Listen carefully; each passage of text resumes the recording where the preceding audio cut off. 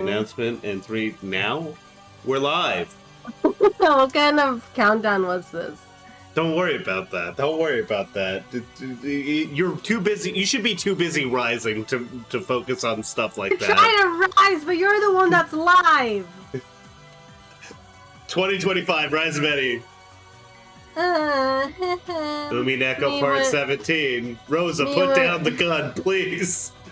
Me when I'm sewing, me when I'm rising. Yep. Oh, it's so much louder. Why is it so loud? I'm actually going to turn it down a little bit. There we go. Anyways, hey, welcome back, everybody. We're back from our trip. Yippee, we're back. Hey, welcome back. What a fucking frame to come back to. Goddamn. Happy New Year. Happy New Year, everybody. Fuck you. It's January. Oh, God. All right. Well, let's just get right back into it. Let's get reading. I'm hungry for Umineko. I'm so hungry for more Umineko. I want to see this girl. I need to see this woman shoot somebody. Okay. Okay. Damn. How could you know that? Are you saying that Goda-san and the rest are lying? Rosa-sama. I swear, no. All of the Shiromiya family servants do. We all swear that we would do nothing of the sort. You all say that those two were killed. Goda, you're getting shot. You're gonna get shot so fucking hard. But since there are no corpses, there's no reason to believe that. There's a chance that you worked out a story beforehand, and you're lying about that. I need Battler, I need you to manhandle this woman and take the gun from her. There's a good way to prove your innocence, isn't there? For Dr. Nanjo and Kumasawa-san's body to be found. If we find them, then maybe I'll start listening to your story. This is like way loud. Is this just like really loud for you too? Let me hear the stream. Okay, I'm gonna click through the next dialogue here. But until we do, you cannot deny that you are all wolves. How did that sound? Sounds fine to me. Okay, maybe I just have my end a little. Maybe I'm just like a little bit loud on my end. Yeah, oh, I can adjust stream volume on Discord, so it's not like a really big issue for me. Yeah. I just wanted to make sure it was going alright with this. Oh, wait a second. Okay, no, I do have game audio capture. Okay, good. Yeah, and it looks like it's like right at the right place. Yeah, and I'm coming in. Okay, I should be good. Yep. You too! And you! You were probably brought by that witch with your eyes blinded with gold. Do you really want money that much? That's right, isn't it? You want to play around for the rest of your lives? What kind of what is that kind of life worth? Peach, are you fucking crazy? You have that money. What are you? shut the fuck up. Yeah, she crazy. Girl, you lost it. You lost it. You've taken leave of your senses. She lost that plot. I'm going to laugh so hard when Shan gets shot. And then George has to, like, I guess I have to kill Rosa now. Oh my god. We couldn't. Silence. And Shannon, don't get any closer. I can't believe that you would repay a 10-year-long debt of gratitude with betrayal. I'll pull the trigger without mercy. Jesus. She's so fucked, dude. How could you? It's too cruel. Auntie Rosa, that's horrible. A murder occurred in this room. Then the culprit carried the corpses away. They are honest. They are only honestly reporting that to us.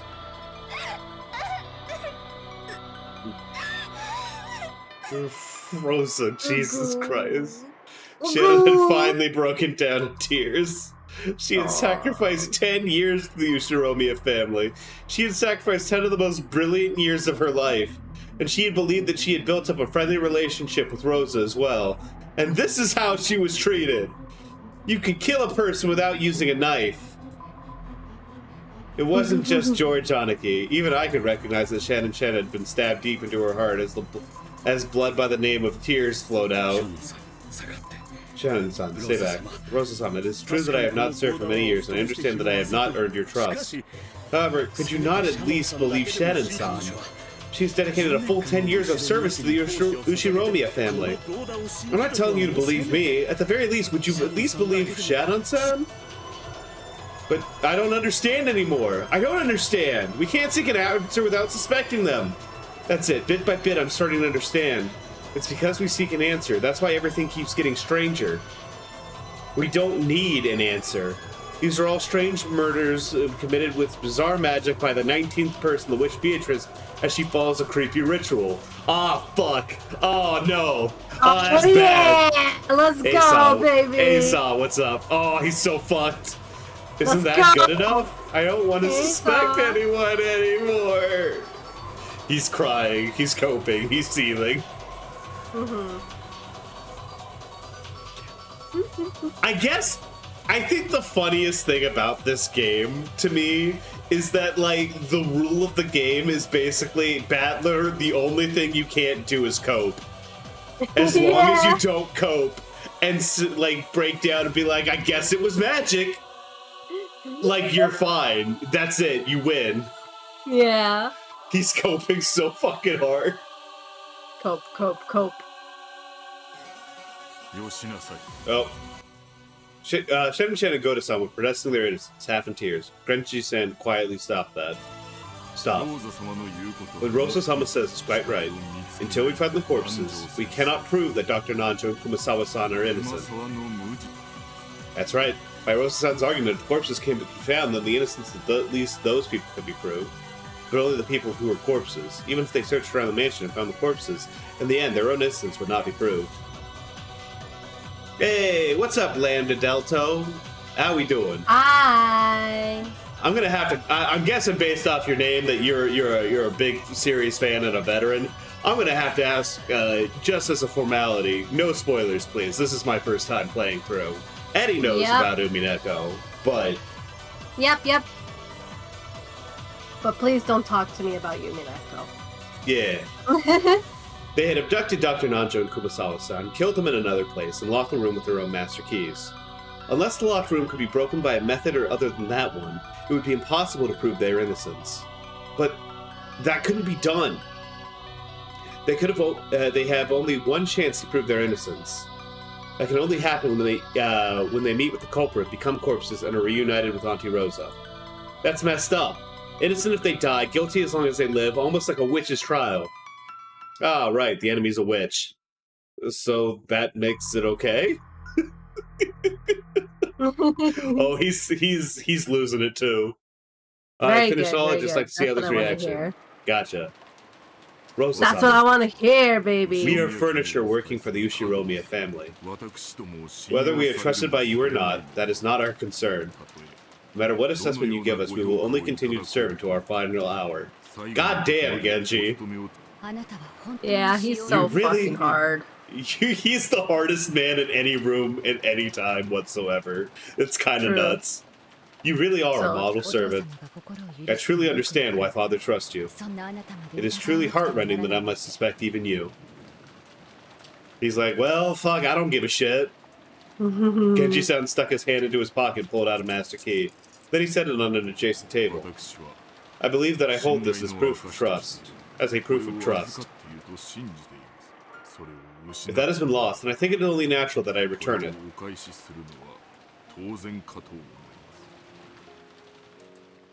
Genji's hard as fuck!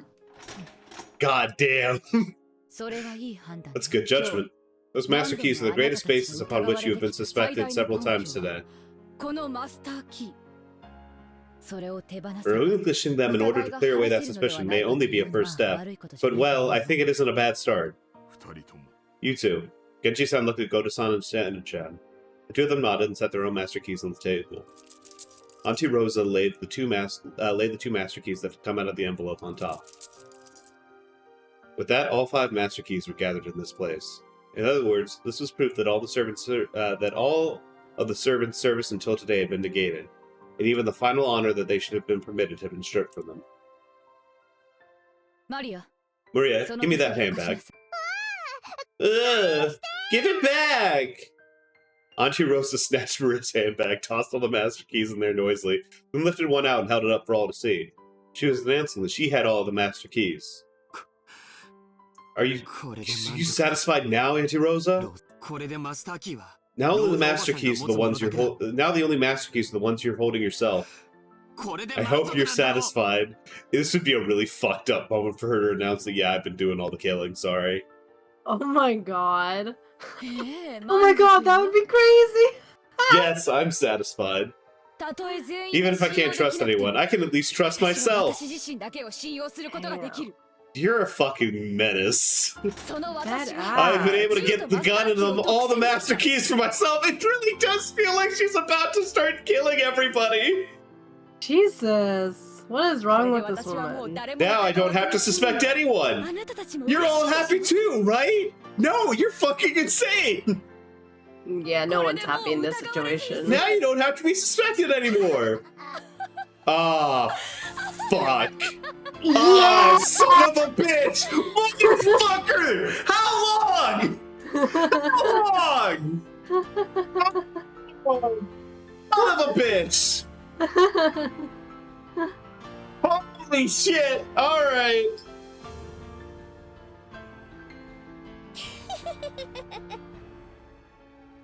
Then Maria, who had looked like a spectator off by herself, sneered at her mother. Auntie Rosa reacted nervously to that laugh and turned around. Keys don't matter. Beatrice can open doors with magic. She doesn't need keys. It doesn't matter who has or who doesn't have something like that. Aren't I always telling you to stop laughing like that? Ah, Battler finally intervenes. Good job. What is it, Battler-kun? Oh my god, she's even elongating. What is going on? Is it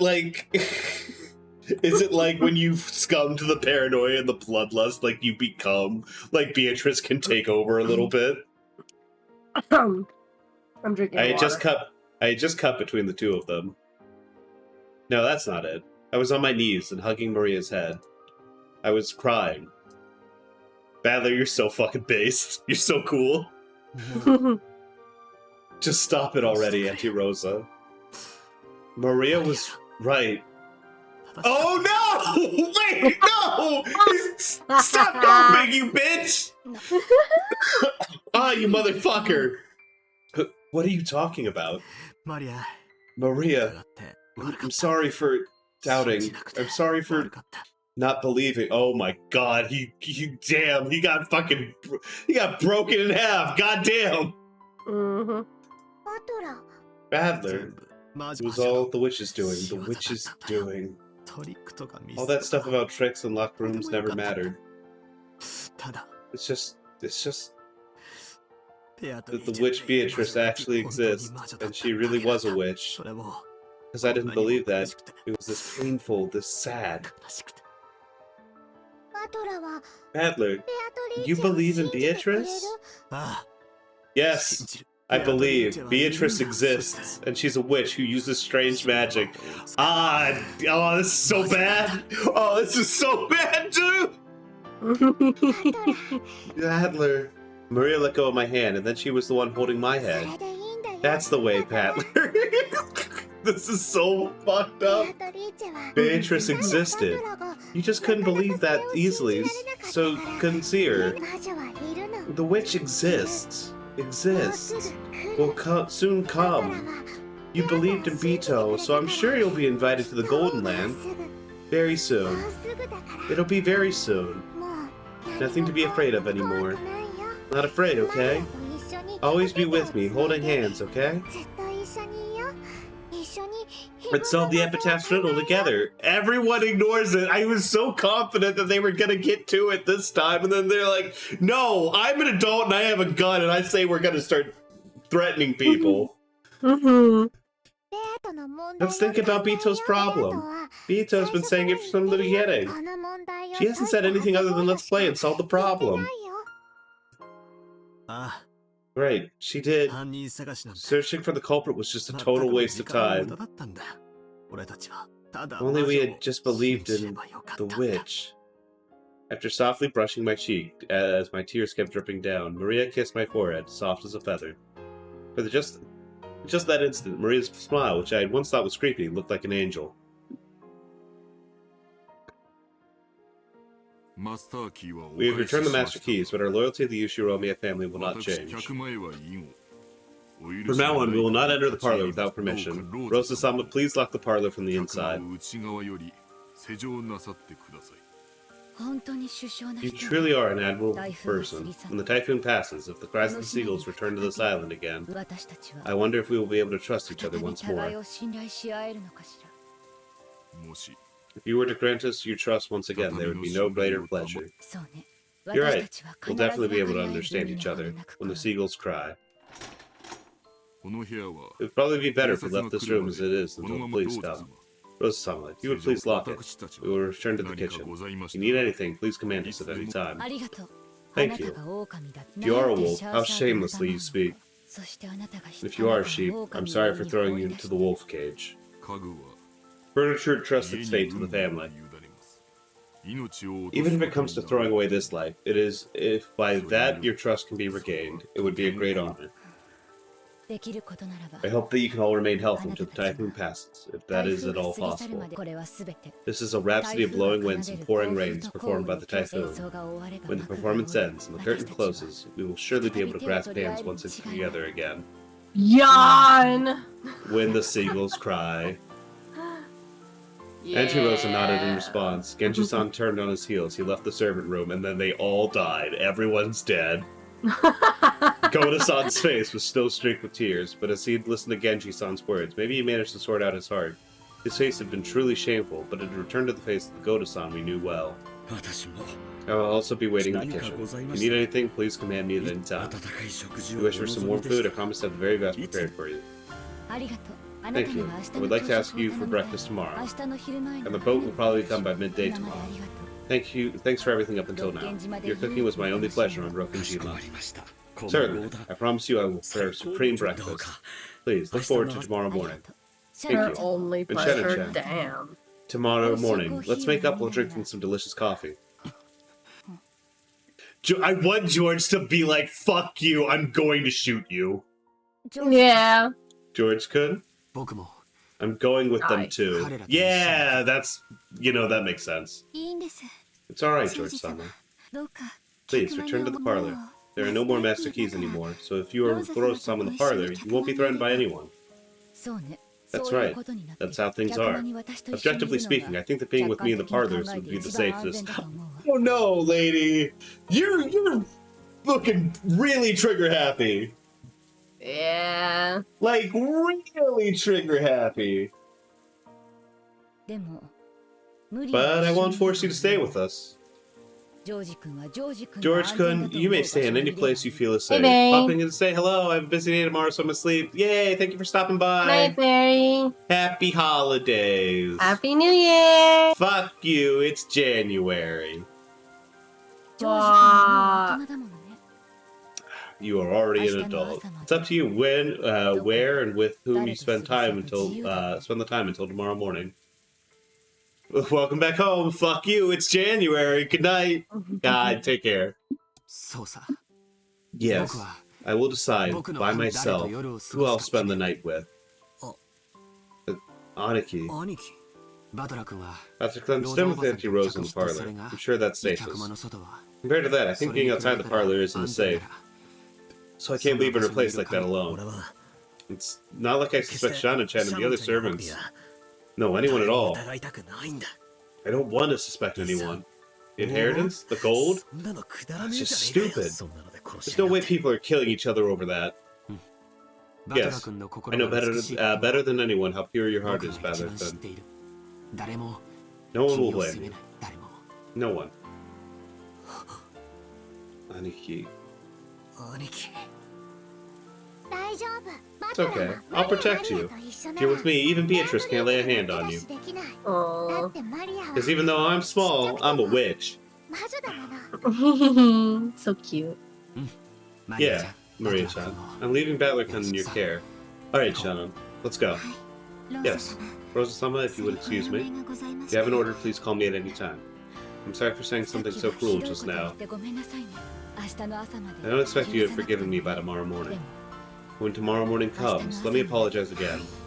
Yes, thank you very much. George, Aniki, and Shannon-chan left the servant room together.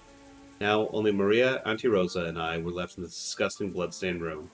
Until Genji-san disappeared, until Goda-san disappeared, until George, Aniki, and Shannon-chan disappeared, we stood there in a daze.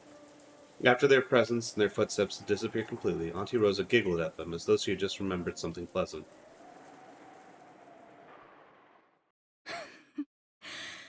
You can't trust them at all. Lady, you're so fucked. She sucks. Oh, you are the worst. You are the worst. Oh, Goddamn yeah. furniture. That one sentence made me choke. Why are you saying something like that? Like that ass. There are 5 master keys in all. Who would believe that? It's obvious that some duplicate keys exist. As if we could trust them just because they pull keys out of their pockets. That's not fair. By setting down those keys, they weren't just letting go of the keys. You've made all their hard work count for nothing, disgraced it, trampled it, and caused them to give up the keys at the end of it all. What's with that parting line? They've shown that they're willing to go this far, and you still can't trust them? Yep. Too much. That's just too much. It's a devil's proof. There are 5 master keys in all. It's impossible to prove something like that. You can show that there are 5 master keys by placing them here, but you can't prove that no more than 5 exist. Only a demon or a witch could prove something like that, you know?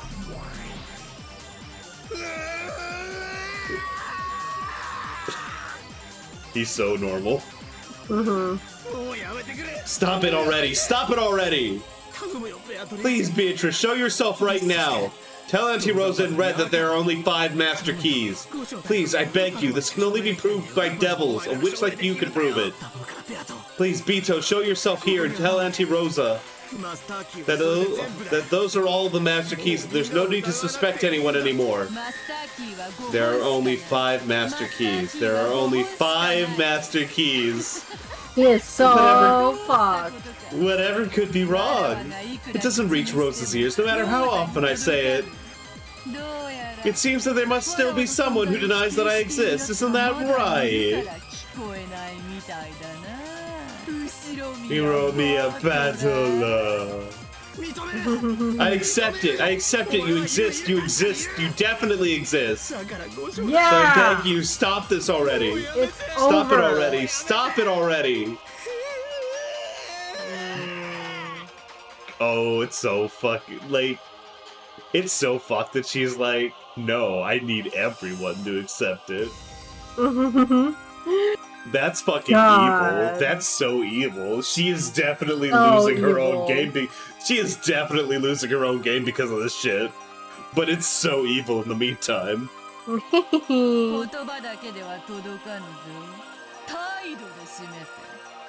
Oh, Lord. Your words alone will not reach me. Show it with your actions. Swear upon your heart that you will become my furniture. Can you do it? Take off your clothes, be naked, then put both your hands flat and crawl on the ground. Yeah. Beatrice, calm down. Beatrice, calm down. No, she will not calm down. She knows what she wants. She knows what she wants. Clothing is proof of one's humanity. From now on, you will become furniture, so you will lose that right. It's only natural. Girl. Let's go. Then kneel, make your tongue crawl on my shoes. Can you do it? You can do it, right? Then I'll appear, sure. I'll say it in red, sure. I'll tell Rosa that there are only 5 master keys. Oh, but I understand. There's no way you could throw away your lordly pride. But that's alright. That's more than enough. You're starting to waver a bit, aren't you? For just an instant, you thought maybe it would be alright to lick my shoes, didn't you? And immediately denied that and felt ashamed, right? Just looking at that expression makes me feel just wonderful. She's so fucking deranged. I've never seen a woman this horny. Yeah, I fucking love her. That face of yours is so pathetic. Go look in a mirror. See how low you are there, naked and licking my shoes. Can you see it, Ushiromi Batala?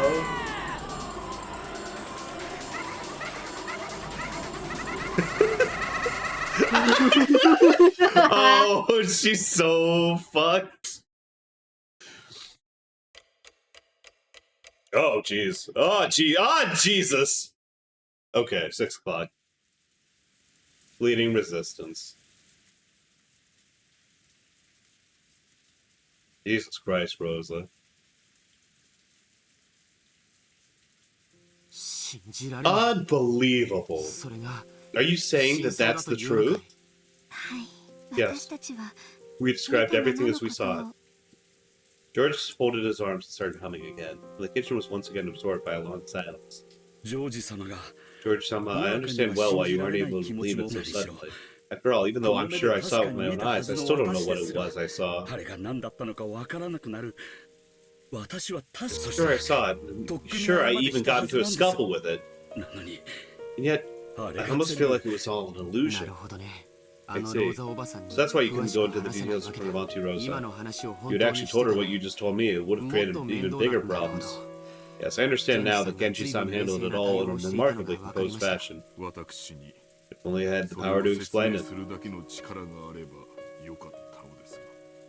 George had not actually seen it, so even when pressed to believe, he just couldn't imagine it.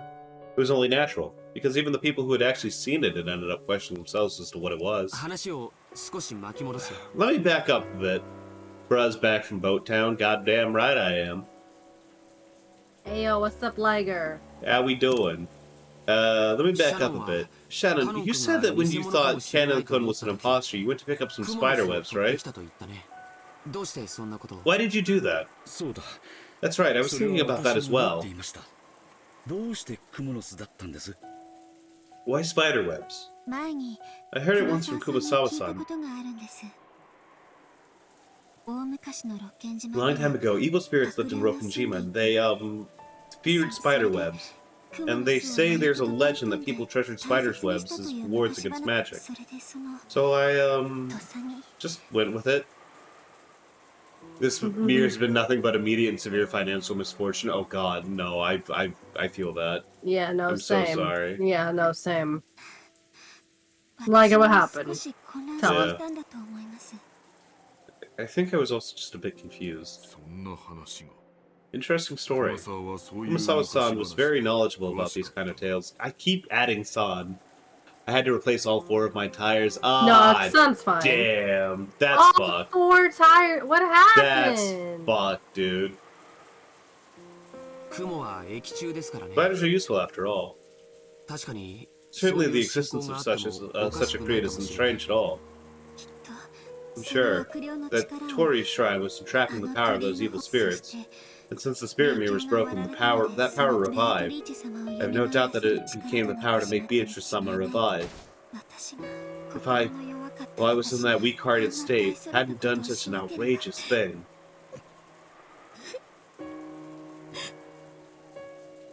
Oh, that is not the line that I would have thought for that. Okay, alright, sure. Shannon. What, the sobbing?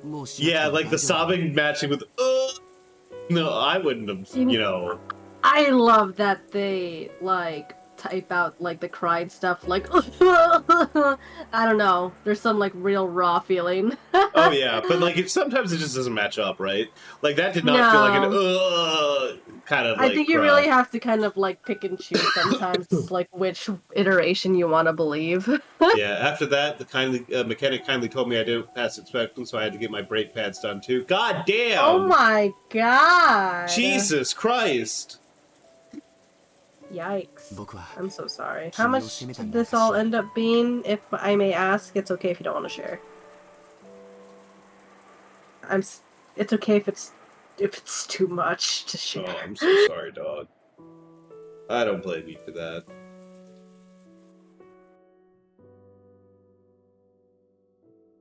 And of course, I only have 2 shifts to work this week. Ah, hell. No! Jesus.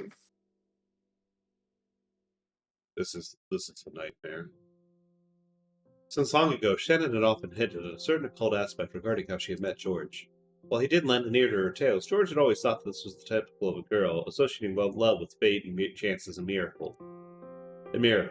George had often thought that breaking the spirit mirror offered at the Torii Shrine was going a little too far, but he had forgiven her, laughing it off as just a little prank she had done because she had seriously desired a relationship with him. And I can tell you that I might owe my dad some $600. Oh my god. Yeah, I've been there. Just breaking a mirror in some musty shrine wouldn't change the fate of our meeting. That would never cause any curse. I just remember cheering her up, saying it was only a musty mirror covered in dust. After I started working on this island, many of my coworkers told me of the existence of a spirit called Beatrice-sama. In the beginning, I thought it was ridiculous, but since it appeared indiscreet to comment on that, outwardly I conducted myself as if I also believed it. Lucky having a dad willing to cover me without interest. Yeah, me too. But it's astonishing. She really existed. Beatrice-sama was in this mansion all along. Beatrice-sama had lost her powers and could not appear before us. She didn't exist all along. It's just that we couldn't see her. I'd like to hear Genji-san's opinion. I do not have any opinion. After all that I would like to say is that when it happened, there were 5 of us here. And I thought the cannon had returned through the back door. Then we carried him to the servant room. Something had happened, and Dr. Nanjo Kumasawa passed on. That is all. We have already explained everything we saw. Anyways, Happy New Year. Did you all have fun? Yeah, we had a really good time. It was a good trip. Hell yeah! We visited a lot of like cool places. Had a lot of good food. Had a lot of good drinks. It was a good time. 100 million photos. So many photos. We did so many. Oh, ad. All right. Of course. All of that was pointless. Literally. I understand that it would be very unreasonable to try to force you to believe it when you did not see it yourself. How could he believe it? I thought that it was undoubtedly Captain-san. When that thing got up from the bed, and that's right, started to grow up around that wound in its chest like this. I'm back. We had a really good time, Liger. We went to a lot of cool places, ate a lot of cool food, drank a lot of good drinks, and took like 1 billion photos. It was a really good time. Hey, Dagger, how we doing? Hey, Dagger, what's up? I felt that it wasn't Kanon-san, but some different being. You probably can't understand, George-sama. The terror of that moment when a person you thought you knew well exposes that he is in fact someone else. Can't explain. I can't explain it at all. I understand. I can tell just how dreadful a thing must have happened to have caused you such a shock. Thank you very much, George-sama. Neil went silent again. No matter how many times she was consoled, Shannon kept on crying, weeping that listening to the witch's sweet whispers and breaking the spirit mirror on that day had been where this had all gone wrong. The witch that whispered to you loses her power if that mirror exists. Oh shit, George. I think she explained it to me a little, but I don't really remember. Perhaps the worst thing that happened to me, I was rather disappointed by Sonic 3. Aw, that's a shame. I'm pretty good so far. Neat. I'm glad to hear it. Disappointed by Sonic 3. No! I want to go see it! No!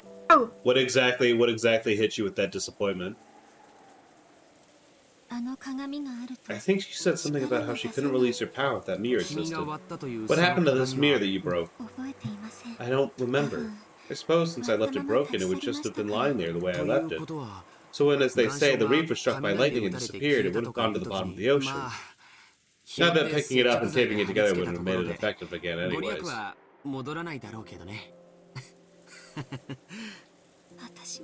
Truly, what have I done? Yeah, It Shannon, had what some the fuck unnecessary did you parts do? that could have been cut. Everything about Gerald Robotnik just filled me with a sense of wasted potential. Aw, that's Oh unfortunate. no. Did people cheer when Maria got shot? You're telling me that Gerald Robotnik did not do the floss dance in the middle of everything?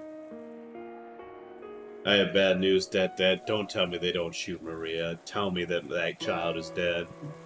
That you don't understand. Oh no. Oh no. Oh no, Don't. I don't want to listen. I'm gonna go watch the movie myself. I'm looking away. Okay. Stop. So, someone DM me if that child got shot. Anyways, back to Umineko. I shouldn't have said that. He didn't know whether Shannon breaking the mirror door had really been what started everything off. The servants didn't go so far as to blame Shannon, but it seems that they believed that had been the trigger. But even now, there was no way George could believe that much. Even if he was told a story about witches and evil spirits, it just sounded fake to him. Even so, he listened seriously to Shannon's story, trying to find a hint that might relieve at least a little of the pain in her heart. Come to think of it, I think it is different from that one in the Torii. But I heard that Madame keeps the spirit mirror as a charm. Oh? Oh, give me 1 second. I see. I see. I see. I don't see. That's all I'm gonna say about it. Anyways. Oh, Natsuhi does. Yes. I believe she received it as one of the mementos of her grandfather or something, and that it has a very strong magic repelling power. A historically rich spirit mirror or something. I've also heard the same story. Something about the mirror having the power to reflect that which is not good and send it back. We had that spirit mirror because we resist the witch, Beatrice. When George proposed this, the servants looked up. The shrine of the Torii where it was enshrined are gone now, but the important thing is that there's still another spirit mirror. I've heard that Natsuhi's family is descended from Shinto priests. I really love this like late edition backstory ad. Like, this is like that one of those things where I guess like it's like I guess we didn't really define this. I guess we could just really use this for anything we wanted. I believe that I heard Madame say that she keeps it in a safe in a treasure box. It might not be very large. I don't think its size is a problem. Even the mirror I broke looks small and insignificant at a glance. Our opponent is a cult, and we too must resist by using occult measures. We just sit around, nothing will be resolved. It's worth trying, if only for some peace of mind. Of course, this doesn't mean that George had accepted the witch. However, he thought that it would be necessary to have some kind of purification ceremony to heal the wounds in Shannon's heart. So the story about Natsuhi's spirit mirror was just what the doctor ordered. Let's go. I won't suggest going to finish off the witch or something so outrageous. However, I think it would be nice if we had something that repels magic and protects us from the witch. I haven't been here in a minute, but what the fuck is happening in the story now? Last time I was here was a discussion about tea and an inappropriate age gap romance. I mean, that's still a factor. That's still a factor. It's still happening between them, yeah. But also, the abusive mom is like, I have a gun now, and every other adult that isn't like a servant is dead, so I'm in charge. Yep. And it's not going so well because she's crazy. Yeah, she sucks super hard. Maria-chan told me about this earlier, but the door to Grandfather's room is supposed to be able to repel magic, right? It's expected of Grandfather. He had sufficient defense against the occult as well. Let's go. To Natsuhi's room. But I think Madame's room is locked. We returned the master keys to ROSA-sama, and even the servant room which contains the key box has been locked up. In that case, Natsuhi should have been walking around with that key. Natsuhi's body should still be in the chapel. It'd be bad to disturb it ourselves with the police come, but we can fully explain that. However, the entrance to the chapel is also locked. Goda-san, you're not strong enough to break a single glass window. You can smash it with a rock from around there. Would it be okay to break the window of that important chapel? When grandfather gets mad at us, I'll take responsibility. From the beginning, I was planning on fighting the whole Ushiromiya family today. Fighting with the whole Ushiromiya family today. So that they would permit my engagement with you. So I'm already prepared. Also, the way you enunciate Natsuhi makes me think that Nazis are involved. Natsuhi? I mean, that's just how it's pronounced. Natsuhi. Natsuhi. Let's break the glass. Then let's borrow the key from Natsuhi's body. It seems that George has claimed that he would take responsibility and given the servants a great amount of courage. Shannon and Koda glanced at each other and looked at George's face again. Grandfather knows everything about the occult. Oh, I see. I'm sure he'll understand if it's about the power of Natsuhi's spirit mirror. Don't worry, he won't get mad at you. Wonder if Madame's mirror can really seal Beatrice-sama once again. I don't know, but I think it's worth trying. So let's go. It's getting darker and darker outside. Let's hurry. Shannon, get a flashlight. Goda-san, find something that looks like it can break the glass. Genji-san, sorry, but could you get us some umbrellas? The servants who had been rejected by Rosa started to move once again, having gained a new master.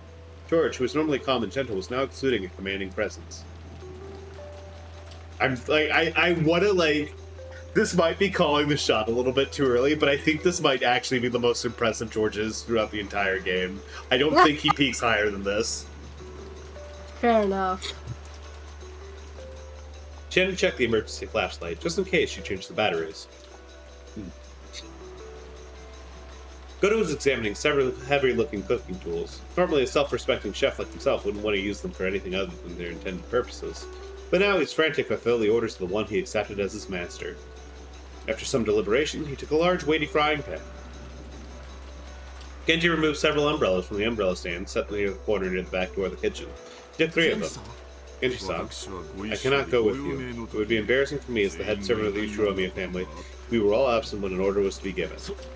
But what in the world, Genji-san? Even you should understand now how dangerous it would be to be alone in the mansion. I can't go. I must stay here so the master can call me at any time. Go, and serve George-sama. Don't make any blunders. Koda, I'm counting on you to be an example. Yes, leave it to me. I shall surely fulfill my duty. Is it really alright, Genji-san? Yes, I am already at this age. All the days of my life until now have been in repayment for the master's favor. Whatever happens to a senile old man like myself will be decided by the roulette. I think I would like to sit here and see what the result would be with my own eyes. As Genji said that, he sat down. As though saying he didn't intend to discuss this anymore, his gaze fell to the chessboard that he had played on with Nanjo. When George saw this, he decided to leave Genji there. Let's go, everyone. Looks like the wind is a little softer right now.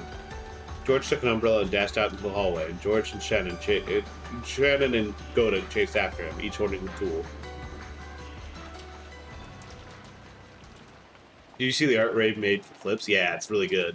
She did a great job. Flips? Yeah, it's his character that he's going to be playing in the Ray's new campaign. So cool. Did Brad join again? Say what? Did Brad join again? Oh no, he's not participating in this one. But we might. But he might be back for later for other campaigns. Okay. Yay. Yay! After they flew out of the room, Genji quietly extended his hand to the side of the chessboard. He softly pulled something that was there towards himself and hid it by covering it with his palm. Genji! Genji! Did you do a thing? Genji killed his breathing even more than before. As he did, something flashed gold. Ah, son of a bitch! From inside an ice pail set in the counter, a small gold butterfly appeared softly and silently. It was almost as though it had watched George and the rest leave and was trying to secretly follow them. It happened in an instant. A gold butterfly, elegantly flapping its wings, was pinned against the wall by the knife Genji had thrown, just like a butterfly in a bug collection. After the gold butterfly beat its wings several times, looking like it was in pain, it accepted the fact that it couldn't break free. It became fine gold powder and smoke, and disappeared as though dissolving into water. Genji's so fucking hard. He is so hard, dog. Genji's gaze was so lowered at the chessboard as though nothing had happened.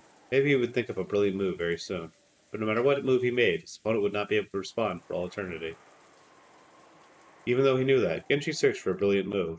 It must have been the perfect way to kill time during the short period before some fate would be given to him. He didn't know what result the roulette would bring about, but that decision would be made very soon. No one could interfere with the tumbling roulette ball.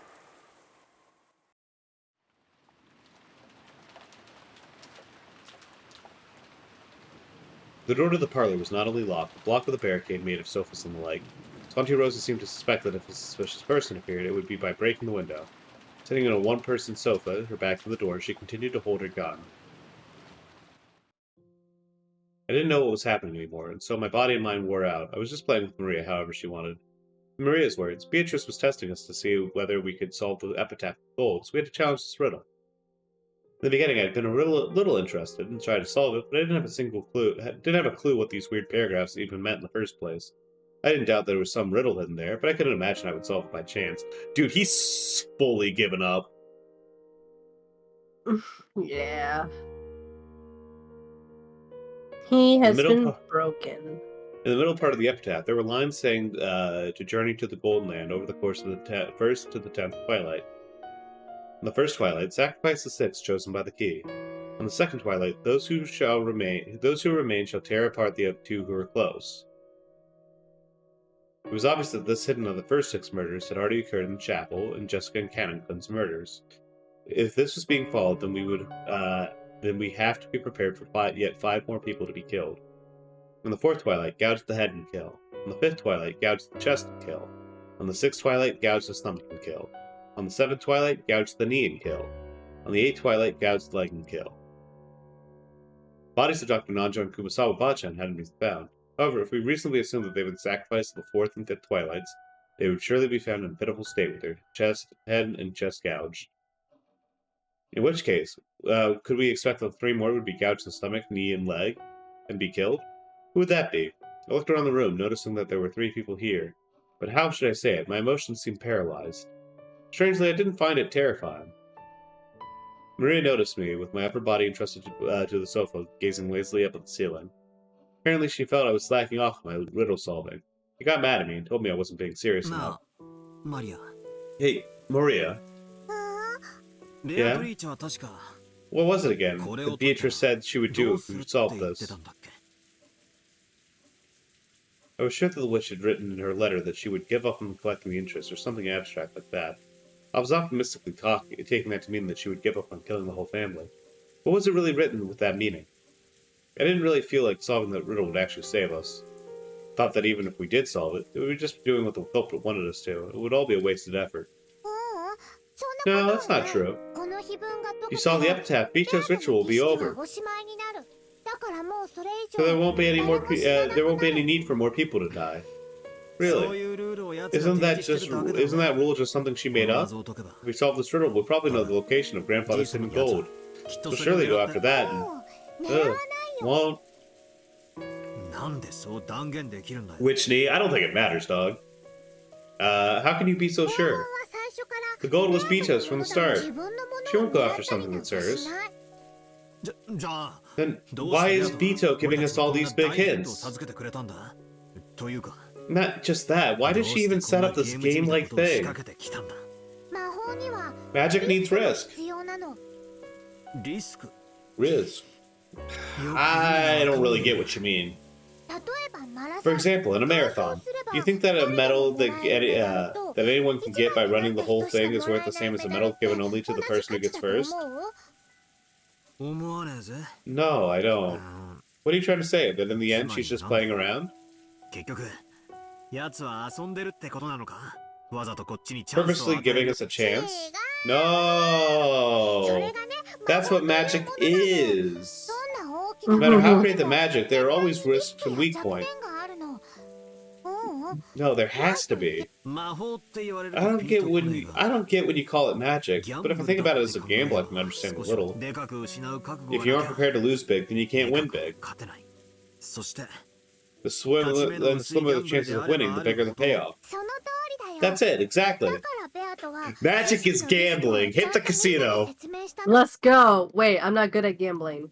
That's why Bito properly explained the risk of the ritual to everyone. That's why if this riddle is solved, the ritual will be interrupted as promised. After all, if she breaks her promises, then there won't be any risk.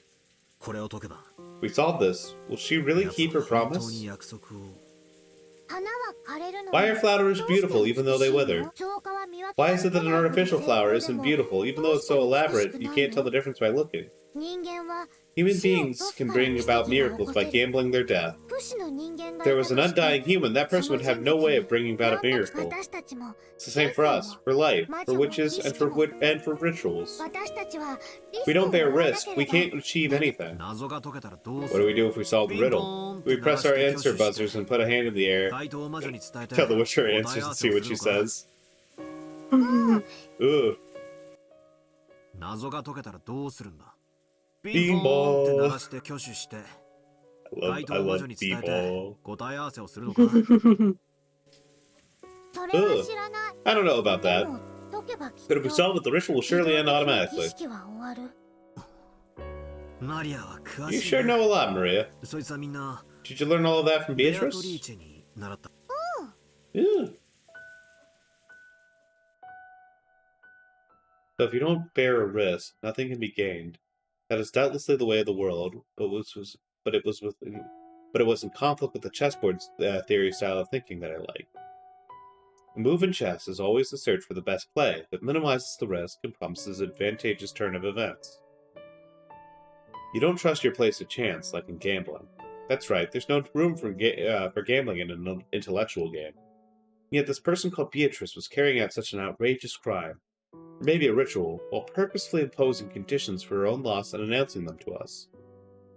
In chess, you always play the best move. So, by standing in your opponent's position, you can predict their next move. However, you can't say for sure that Beatrice's moves were always the best moves. I thought she was probably making us focus on the epitaph as a smokescreen to mislead us about something.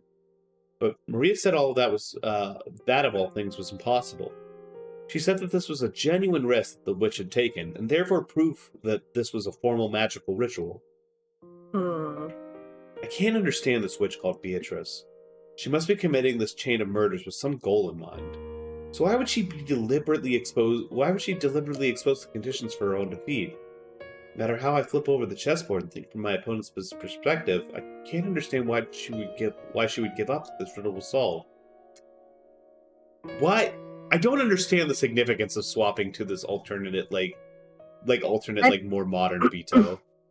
I think they just like to do it to show it off. They're like, yes, Okay. let's look at this other art, please. Yeah, it's not as good though, I'm sorry.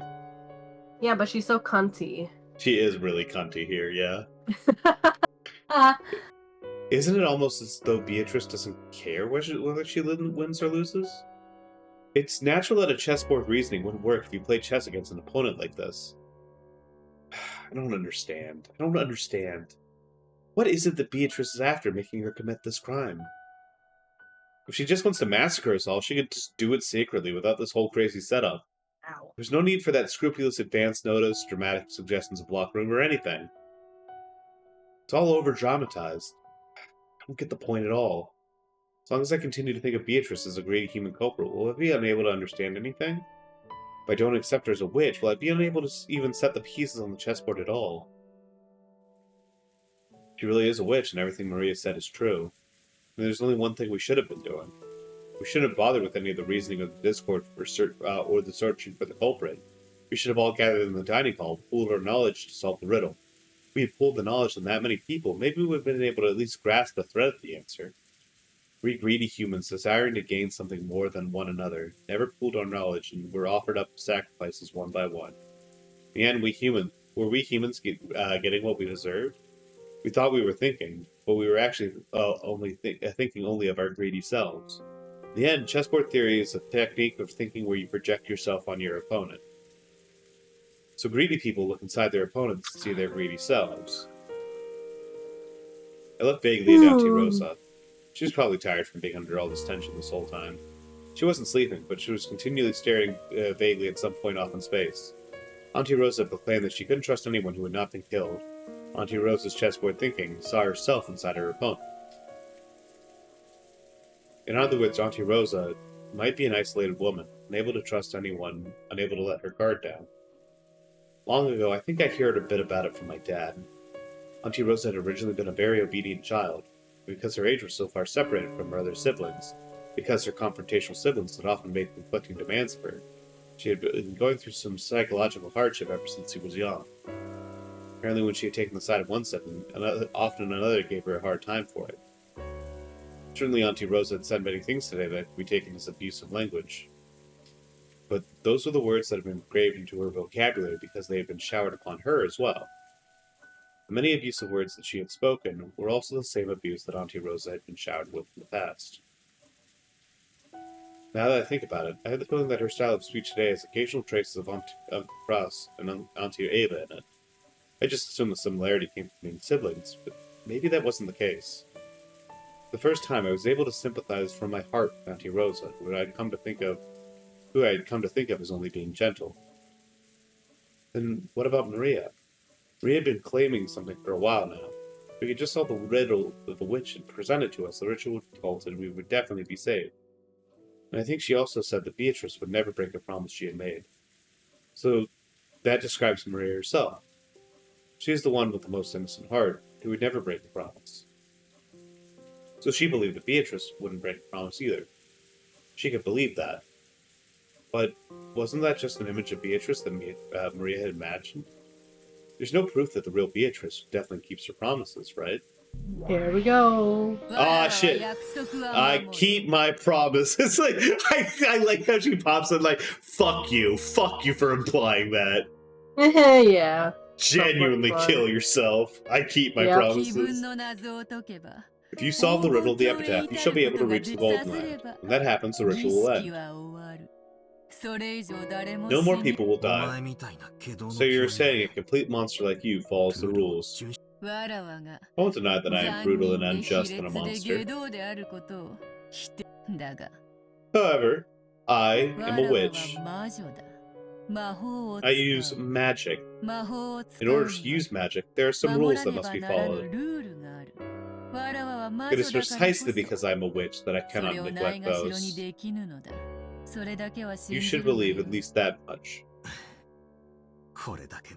Even after pulling all this shit, you're still telling me to trust in at least the rules. I do play tricks. Of course, I also deceive people. That's no different from humans. But not once have I disregarded something that I have said as a promise. What about you humans? Do you always keep your promises?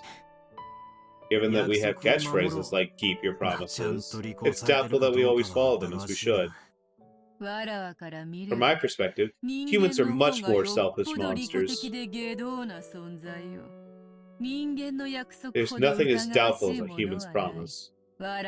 Even I sometimes make contracts with humans, but I doubt you can even imagine how strict an agreement must be made to grant a single foolish wish. And Lord help me. Lord help him. If there's even a small loophole, they'll immediately say something like increase the number of wishes to 100, or try transforming into a tiny speck. Dad often tells me something. He says that there's nothing as scary as contracts. He said that it's only natural that people who agree without reading them thoroughly will be chewed to the bone. He made a killing through vice. Realize this. People do not know a fraud from birth. They suffer it somewhere, and so it is learned. Yes, the sins of the human world must be forced on one another. Now, who was the witch I heard that from? Oh, well. I'm not as heartless as you think, you see. I mean, I still want you naked kissing my shoes, but you know. That doesn't make her heartless, that makes her horny. It does. I do appreciate that this sort of chapter, which has mostly kind of been centered around this like sort of abuse, like this idea of abuse and like trauma or whatever, is like coming back around to be like, I mean, it's because like you've got to learn it from somewhere. This isn't something that you're born with. This is something that you learn. Definitely, yeah, it's definitely like bits like this where I'm like, yeah, this is a social worker. Liar. All these people, and it's not even the first time. And you did it in such a horrible way, too. How could you not be heartless? You say you keep your promises. Don't say stuff like that. I won't accept you. Never. I believe that not giving up is the only way I can resist you. You gave up, though. You gave up super hard. Battler, you already gave up. I see. So you're saying that this eternal torment will be the same for me?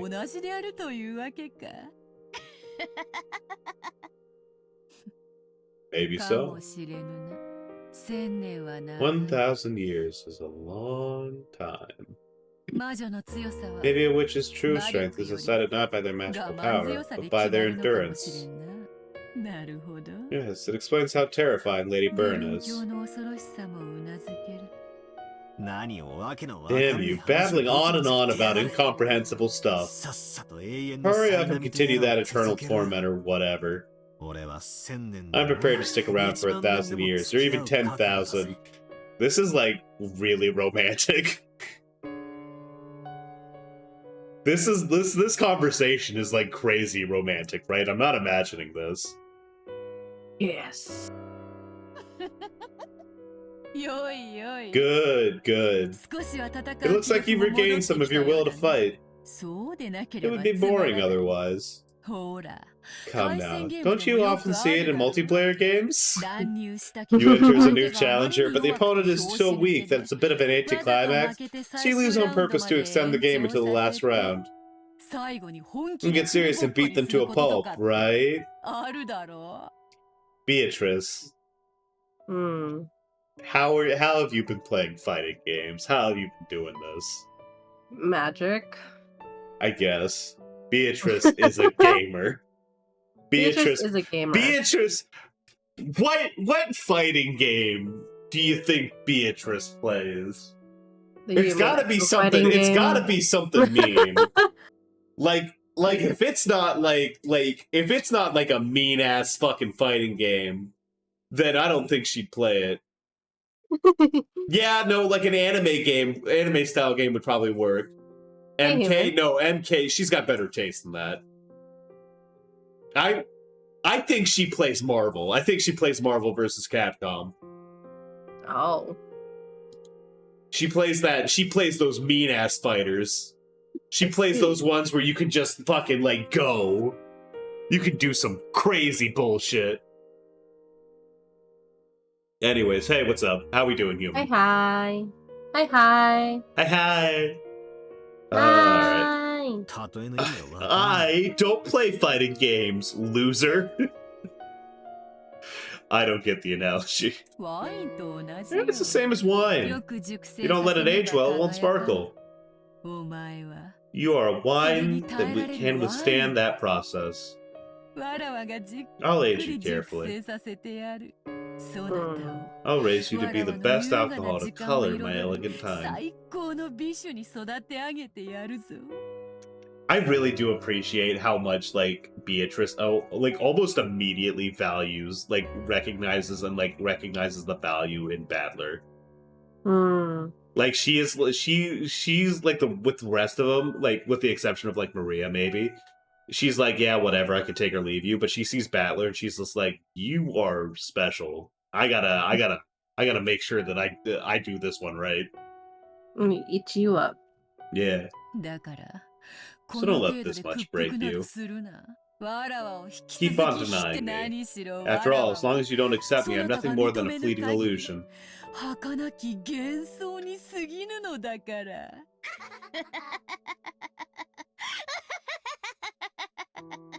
Her voice actress does such a good job. It's crazy how good she is.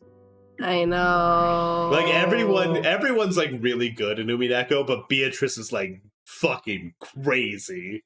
No, hey. No matter how many times I see it, it's awful. I sympathize with all my heart. Shannon-san, please get the key. Even though she has passed away, Madame is the lady. No, excuse me. I cannot touch her. Yes. Shannon nodded sharply, her expression filled with a sense of duty. George, Goda, and Shannon had broken a suitable window and were inside the chapel. Since they really hadn't wanted to break one, they had searched for another way in, just in case. But in the end, that only proved that once again there was nowhere that anyone could slip through, and emphasized further how inscrutable was the chapel's locked room. Inside the chapel, time had stopped since they had left it earlier.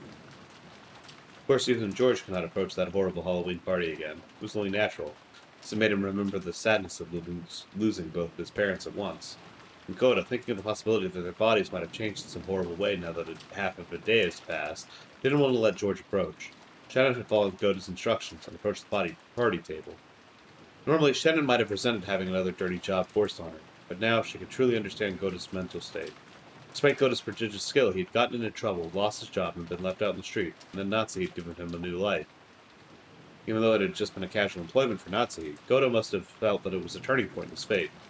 Those around Goda could see that he felt a special kind of loyalty to Natsuki. So he probably didn't want to lose that feeling, even though she was dead. Now that half a day had passed, the bodies of Natsuki and the rest had changed completely. Small bugs that had sniffed out the smell of death started to gather. It really wasn't something you could look at directly. Madam, excuse me. Because of her long experience as a servant, Shannon had an idea of which pocket Natsuki had kept the key to her room in. Probably in this pocket. The guest didn't fail her. Just by touching the outside of the pocket, she was immediately able to feel it. It's here. The key to Madame's room. Shannon held the key up high, showing the others that it had been found. As George and Goda watched her, their eyes opened wide. That wasn't the expression Shannon had been expecting, so it startled her. Ah, fuck! Sorry, Goda. Turns out that wasn't enough. Because Shannon hadn't noticed. George and Goda, watching from afar, had been able to notice it first. Because when Shannon had held the key up high, a blizzard of gold leaf had billowed up from around the table. There were countless gold butterflies. Because it was the first time George had seen them, to him, they might have looked fantastical. But Goda already knew. He knew that these golden butterflies, far from being beautiful, held sway over something disastrous. And that gold swelled, trying to suck Shannon in. Shannon-san! Run! What? Ah! Shannon also realized that she was about to be swallowed up by gold butterflies. She ran unsteadily, her expression still shocked. As she did, the gold butterflies danced around Shannon in unison. They grouped together. They tried to swallow her up. Shannon! Damn it, what is this? Are these those gold butterflies you guys were talking about? Quick, outside, quickly! You bastards! Damn it! What? Sorry, George just looks so fucked up when he's mad. He does. George and Goda rushed up to Shannon, driving off the group of butterflies, and while the butterflies were scattered, they ran towards the broken window. However, they needed good footing to get out of the window, which was surrounded by shards of broken glass. When they had entered, there had been enough time to prepare for that, but now there was none. Let's go out through the door. There's no time to look for footing. It won't open. It's stuck. Give it to me. Damn this ancient piece of crap. George-sama, quickly. Damn it, you want a piece of me? Oh! Oh, that was a lot higher pitched and less manly than I thought it was going to be. Whoopsie. Goda took off his jacket, swinging it around and scattering the group of butterflies, but he was vastly outnumbered. It was doubtful that he even bought them a short amount of time. George struggled with a virtually broken handle. Age showed, and it didn't turn well. Brute force alone wouldn't do it. It needs the right angle or some trick. Damn it! You monsters! Just then, Goda saw it. He had seen it by. He was seen by it. In other words, their eyes met. On the top of the party table. No, floating above it, backed by a stainless glass window, laughing, the figure of the witch. He saw the figure of the witch, laughing in the center of the golden whirlwind, allowing the gold butterflies to attend to her whims.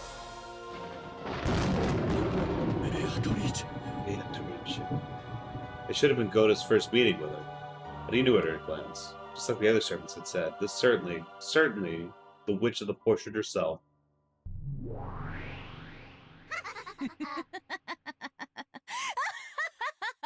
Her cunty outfit. Wow. It is almost time for dinner, was it not? I am already the host of this mansion, so I must give you a warm reception with a wonderful dinner. And how perfectly ideal there are 3 of you. My, how truly, truly convenient.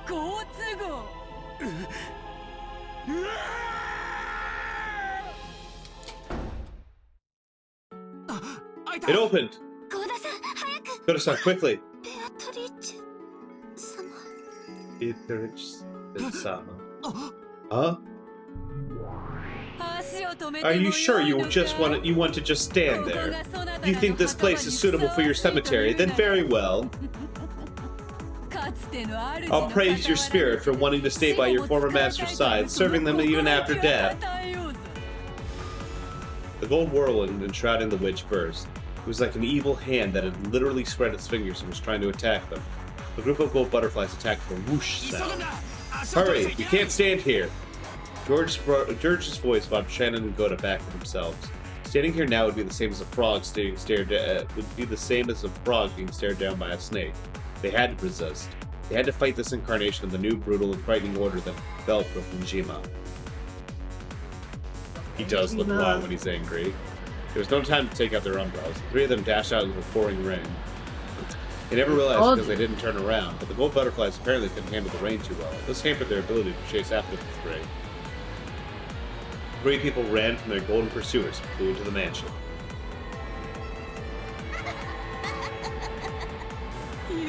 How nice! How nice! If it wasn't like this, it wouldn't be interesting.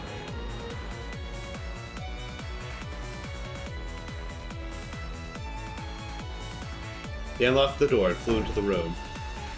The bit of the scent from Natsu's favorite gentle incense remained in the room. However, there was no time to let that calm them down.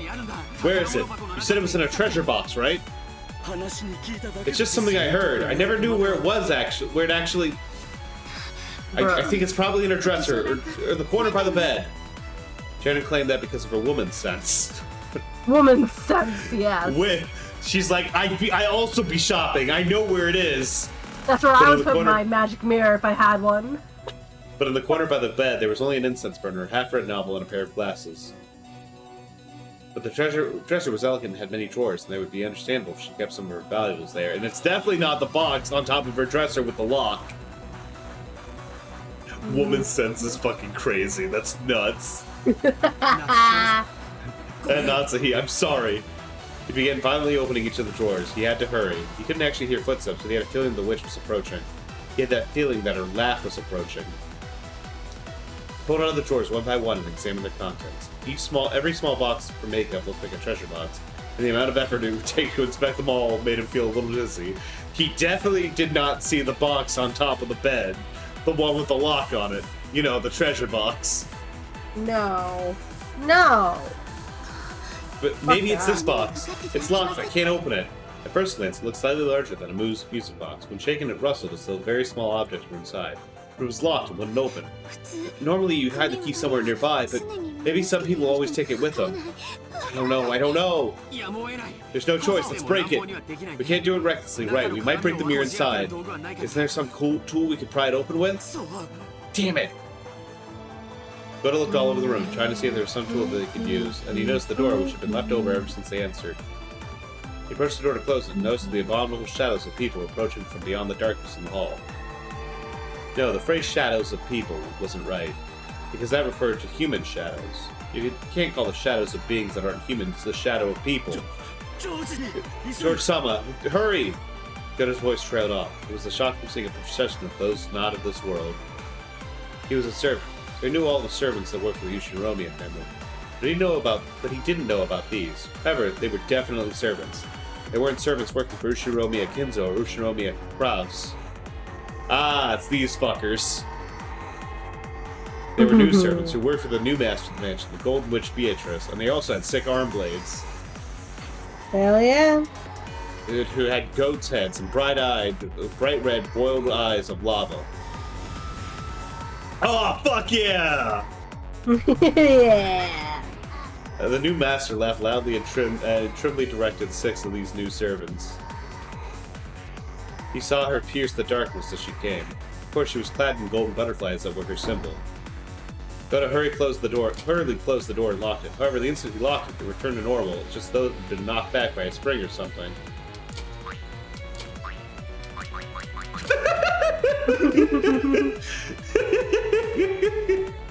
That's a really funny... But also, it could be a trick lock. There could be trick locks all over the Ushiromiya family mansion. That could be, like, the mundane explanation, I guess. It almost gave the illusion that some prankster on the other side of the door was opening it every time he closed it. Distance-wise, I shouldn't have reached the other side of the door yet. Then who? How? It felt just like playing with a broken toy. Click, boing. Click, boing. It won't close! It opens even if I close it! What's going on? Damn it, damn it, damn it, damn it, damn it! Did you think a lock would stop me? Did you think that the door to that room would inhibit the room's new master? It was like the witch could see Goda's frantic effort through the door. Even as she struggled, their footsteps continued to approach. They were not just footsteps, but their breath too could be heard. Goda gave up on the lock, and ran the door with his shoulder, making the lock his own large body. George-sama, quickly, quickly, quickly! George-sama, what about this? A letter opener. That's better. Let me have it. The fountain pen isn't working. George took it and once again dug into the crack under the lid of the treasure box. It looks like it's working. Quickly, quickly!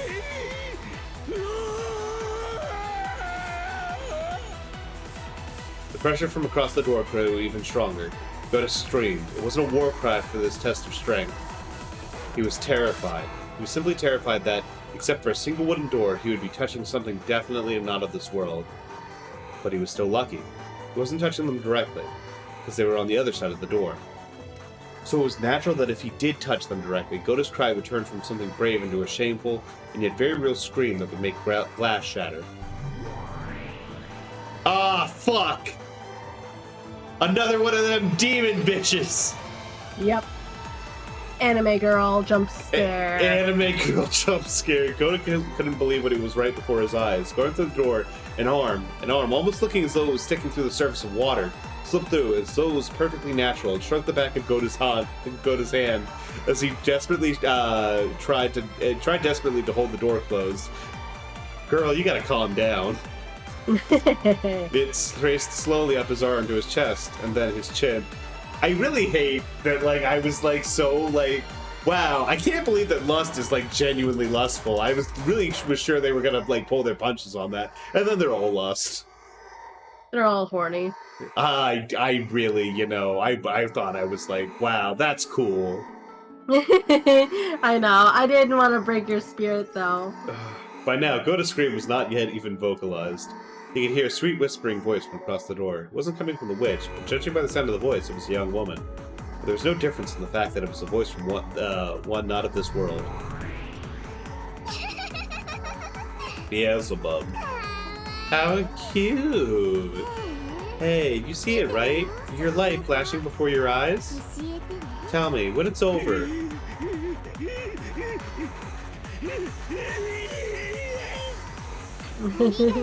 Thanks! Over already, huh?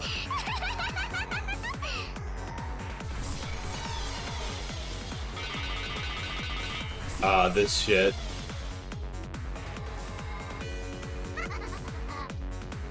Yeah, that's one down. That obscene arm burst apart, and then they heard of something, sound of something jumping around the room at an incredible speed. The freaking spider effect, it's pretty good. They didn't know what it was. Incredibly fast, small, like steel, and maybe a beetle.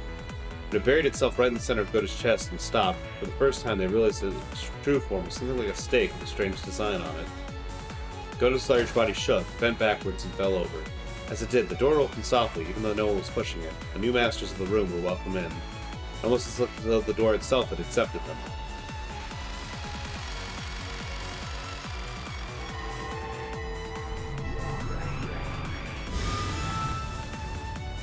The goat attendants that entered one after another, 6 of them. I really love in the first chapter there's like a plausible deniability of like, well, you don't actually see any of the murders happen. So there could really be something. But you're just like watching this and it's just like the most anime bullshit you've ever seen. Beatrice is not fucking around no more. She is not. All 6 of them. Then that witch entered and the gold butterflies entered. The room was wrapped in a blizzard of gold leaf, which fell and piled up, turning into a world of gold. Boy, are you opening that fucking box or not? I have not heard shit from you! You do not have time to be doing this. Ah, she's back. Shanna, the roulette has chosen you and George. Thank me for your day of release. I assume you have no regrets. Not at all, right? Receiving an engagement ring for the man you fell for and then being killed before spending a night together.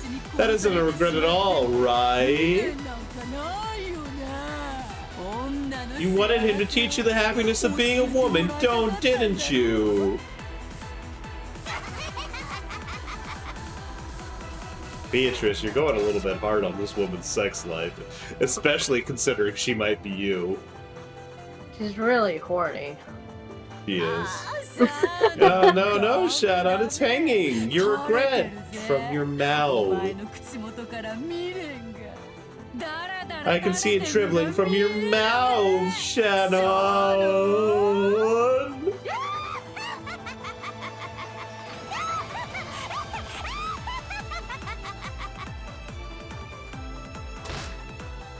Crack. It was the sound of the lid of the treasure box breaking and opening. When George turned it over, out fell accessories, charms, various small objects that Nazi had treasured from when she was a girl. Mixed in with those was a pouch that stood out from the rest. He picked it up, checked it immediately. This was it. I found it. This is it. One move short. Die!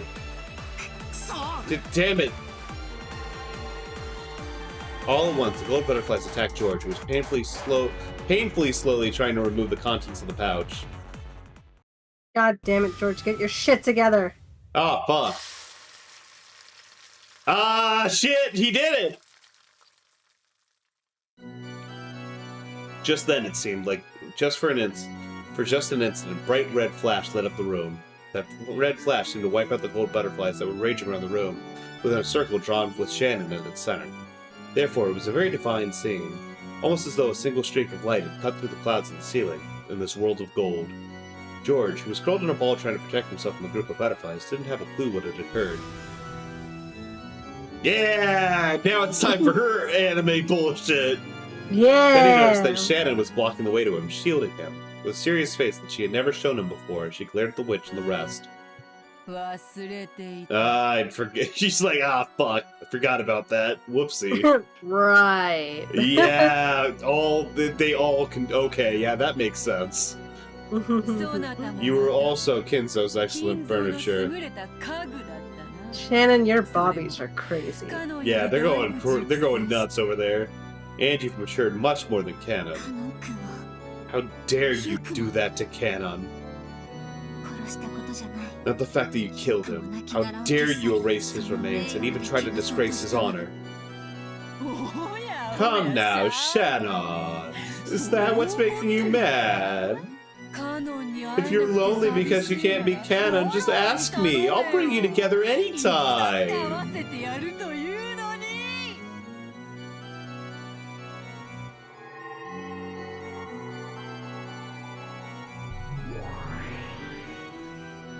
When the witch snapped her fingers, one of the 6 goat attendants glittered gold and changed into Canon. It was definitely a sight to make one doubt their eyes. It was definitely Canon's face. However, in those eyes, there was none of that sincere glint of Canon's. Instead, he was an edgy anime boy with red eyes and black hair. They were only the clouded eyes of furniture that did nothing but obey the orders of the witch. George couldn't understand the scene right before his eyes, and he finally understood why Goda and the rest had been able to talk about what they had seen in the servants' room. Is it fun? Oh yeah, no, I like how she's like, oh yeah, this is fucking great. I'm having a great time. I love that she's on the outside. It is really funny. Oh yeah, it's fun. It's always fun to reunite two that have been torn apart by death. Because I get to enjoy it thrice. Once tearing the two apart by death, once reuniting them, and once tearing them apart again. So Canon, play with your sister. If she knocks you about, show her face with as much anguish as you can manage.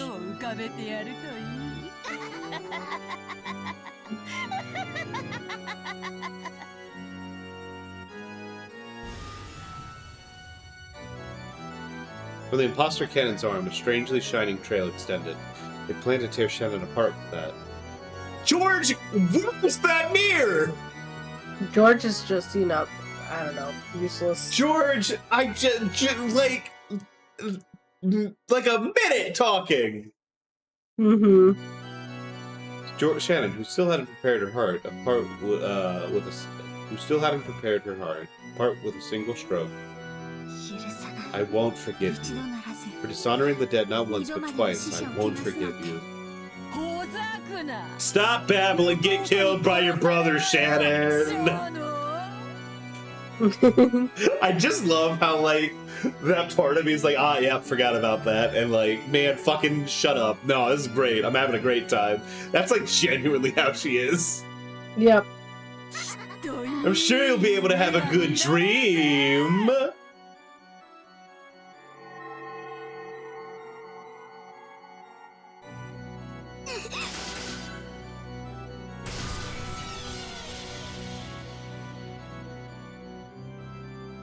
George, seriously, where the fuck? As the imposter trained him through several purple trails, he had definitely attacked Shannon. When he flew at Shannon, it felt like some kind of invisible wall had been set up in front of her. A bright red ripple trail was left on the wall, and it repelled the imposter. No, it didn't repel him, it smashed him. It knocked him back, turning him into golden dust, into pieces, scattering him.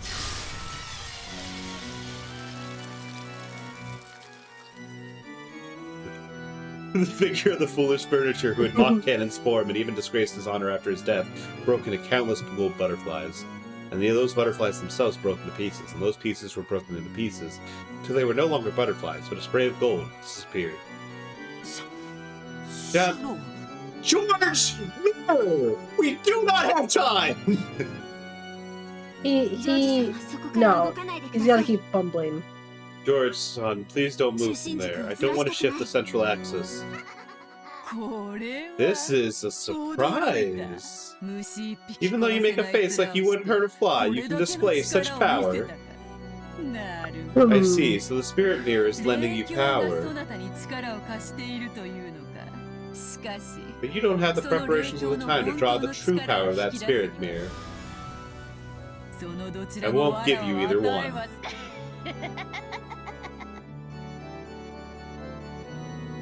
Spirit mirror George had gripped was letting out a divine radiance, displaying its strength not to submit to wicked power. But that radiance was no match for the witch's sinister nature. This is why furniture is frightening. That feeling, like unexpectedly hitting the corner of the cabinet with your little toe. This is why furniture is frightening. You furniture! I am not furniture. I think you are very pitiful right now. I do appreciate that she just knows exactly what to say to, like, get under her fucking skin. Yep. Because she's her. What? Oh. I wonder, what did this furniture, who hasn't even lived 100 years, just say to a witch of 1,000? You are a very pitiful person. Of course there will be lingering regrets between two people who love each other. But there isn't even a scrap of the kind of regrets you're hoping for. George is like, wait a second, I don't mean, like, I mean, I'd like to get laid once or twice. You dare speak, furniture! When you say that, have you forgotten the days that you wanted to be tied to George so much that you licked my shoes? Living with love and falling in muck is what humans do. For staring at that and thinking you can look down on it, you are far inferior to them. Especially now, I think you are pitiful. How much does it need for a loving couple to consummate for their love? It does mean something. It definitely does. She's thinking like, man, I would really love that. But it's completely different from what you're saying. It means something more sacred, so sacred that one such as you has no right to speak of it wickedly. So I no longer have any regrets. George-san and I have sworn our love to each other. As proof, I accepted the ring. With that, our eternal vows were completed. No matter how you torture us with your wicked magic in your mouths, you cannot disgrace that for all eternity. George is like, listen, I really love you, Shannon, but like, marriage is. Don't speak as a poet like it's so neat and clean. Love is lust. It can't be talked about with only pretty words like in a shoujo manga. Beatrice, come on now. Tell me you're not a modern woman. Tell me you're not like a real modern woman. Tell me you're not Shannon subconscious. Men are flies and maggots that get caught in your scent and gather around you. Oh yeah, okay. Oh, he's thinking now. So, once again, remember when I was like, yeah, there was that weird shit with Canon and the flower that, like, he was being associated with that flower that bloomed too early and, like, died and withered? And I'm like, that strikes me as, like imagery and metaphor that, like he was sexually assaulted, right? Or something happened along those lines. If we go with if we continue with that theory that I have, where like Beatrice, Canon, and Shannon are the same person, mechanically, I still have no idea how that works. I'm still in the dark about that. That's still like the biggest stumbling block to my idea. Yeah. But like this talk right here, men are like it's like her subconscious talking to Shannon, being like, men are flies and maggots that get caught in your scent and gather around you.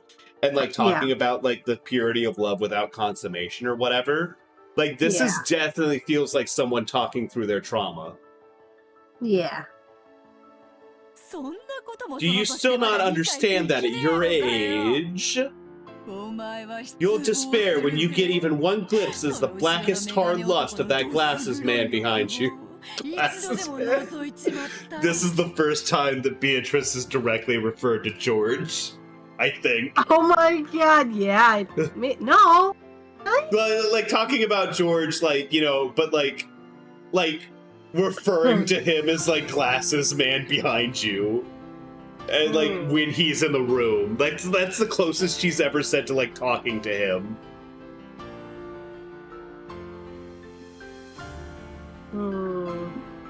Anyway, so yeah, this is definitely like, I'm like, wow, okay, yeah, this is doing it. I can work with this.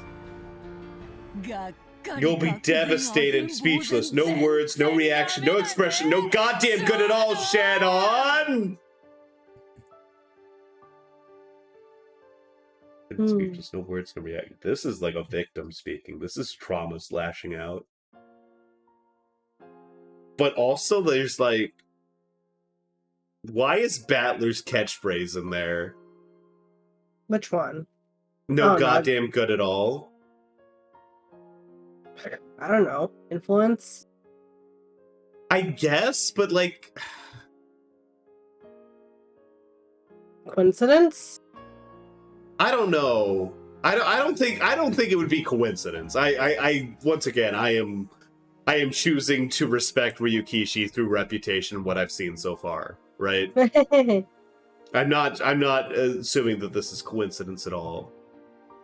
But I also don't really buy the whole like this is just like the influence that he's had like on her in their conversations talking together, because once again, like this sort of like this like the world of like the what's actually happening in this chapter or in this episode versus like the world where they're just talking back and forth about like the case and shit. and like the locked rooms and everything, they feel like almost completely separate, right? So I don't really buy that this is like Battler's influence on her. Or at least like not Battler's influence on her right now, I guess. But it does feel significant that Battler's catchphrase is in there. I'm thinking in thematic parallels. Maybe, right? But, like... that definitely feels significant. That feels like something I want to think about. Or, like, keep in mind moving forward. I don't know if I can... It feels significant, but I don't know if I can attach any meaning to it right away. Anyways, so this is absolutely Trauma coming through. So it's Trauma coming through... talking about lust, and then all of a sudden Battler's influence comes through, and I wonder, there's got to be something going on there. I'm dying. I'm sorry. Do you want to go ahead and call it here after this scene? I'll double check first. Yeah. See how far it takes, because if it's better to just call it here, because if you're dying, then you're dying.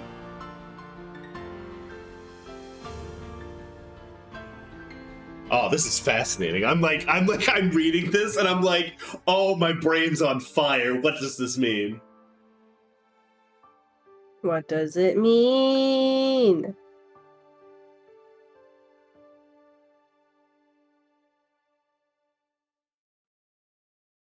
Sorry, give me one moment.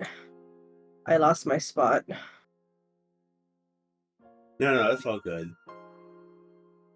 I mean, could this be just from, like, if we're following the whole, like, you know, Beatrice Shannon canon thing, could this have to do with, like, when, like, Shannon and Battler knew each other from way back when, I guess? Because there was that thing where they were, like, they kind of talked about, like, how Shannon had, like, known Battler back then.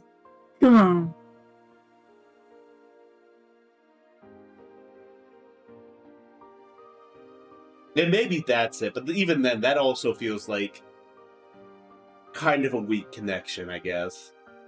Yeah, we're close. Okay. Well, then we'll go ahead and just finish this out, and then we'll call it. Oh! Yo, alright. Alright, that was a strong click. Jump scare. That's enough. Stop talking furniture. You furniture. Oh. Oh, that's a weird jump. Who the hell do you think you are talking like that? Love is just a fraud to pretty up something that's ultimately filthy as all. This is a rape victim. This is a rape victim talking, like, or like the victim of sexual assault talking it through and like coming to terms with their trauma. You should get this a note of yourself. Incredible. It should. Okay, I'll make note. Don't people become adults when they realize that? Die, you trash furniture scrap. I'll turn you into a filthy mag and we'll see whether that glasses guy still loves you. Oh, this is like a self-worth thing, too. This is like a victim of sexual assault feeling dirty about themselves and feeling like, oh, okay, I'll show you the goddamn filthy reality of his love. Die, you piece of crap. Don't tell me about you love.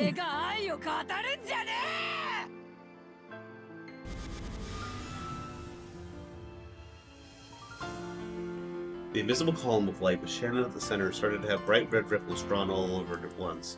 The wall did its best to withstand the invisible malice that was trying to corrode it from all directions. What is that? What is this you call resist? You call that resisting? You're insignificant, you're frail, just like the pretty picture you try to paint, just a frail pretense. Damn, you're just hiding what you don't want to see by covering it with a veil. You still do not understand. That's why you're furniture, you furniture! Okay, so this is okay. Damn, woman. Okay, so, like, I'm, like, almost 100% certain now that I was right. This feels, like, almost explicit.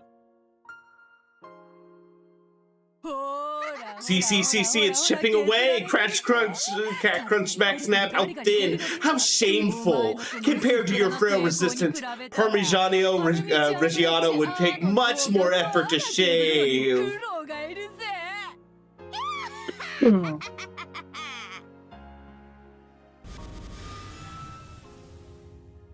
The golden windstorm that covered the room gradually shaved away the walls of the column that protected Shannon and Jorn. The bright red ripples frantically drew a pattern of resistance, but the wall was beginning to envelop the two, to instead become a red wall of despair. I'm sorry. It was impossible.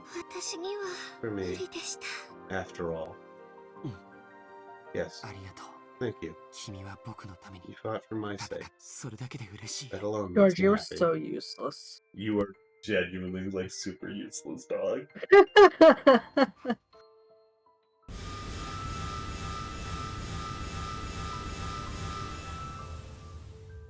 As the column that once protected them was assaulted and covered with a trail of blood-curdling red ripples, it contracted and began to suck the two of them up instead.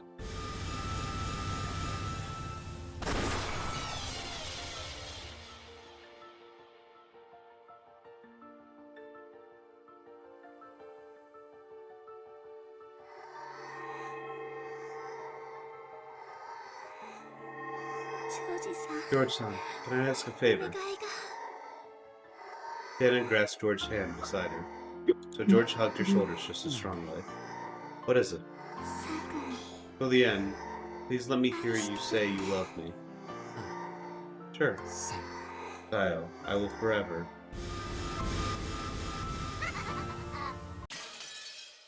Yeah. She seemed super normal about Shannon. Very normal. The most normal person we know. Oh, okay. We're just doing the montage. All right.